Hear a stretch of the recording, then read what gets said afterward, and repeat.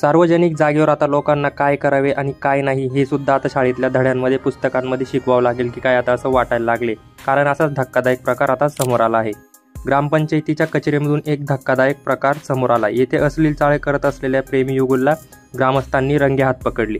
मिळालेल्या माहितीनुसार ग्रामपंचायतीच्या कार्यालयातून विचित्र आवाज येत होते। याची कुणकुण लागल्यानंतर ही माहिती गावभर पसरली आणि ग्रामपंचायतीच्या कार्यालयाबाहेर गावकऱ्यांनी गर्दी केली। या प्रकाराबाबत स्थानिक लोकप्रतिनिधींना माहिती देताना सांगितले की हे प्रेम युगुल एकमेकांचे नातेवाईक आहे।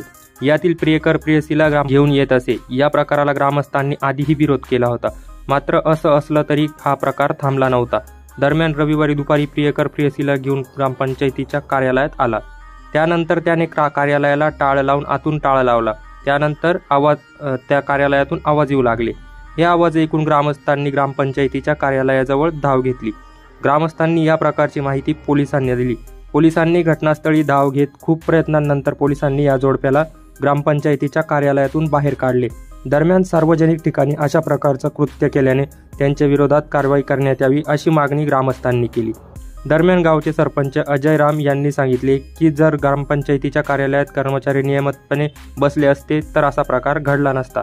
कार्यालयात कर्मचाऱ्यांना बसवण्याबाबत मी अधिकाऱ्यांकडे तक्रारही केली आहे, मात्र असं असलं तरी विभागाने त्याबाबत कुठलाही पुढाकार घेतला नाही।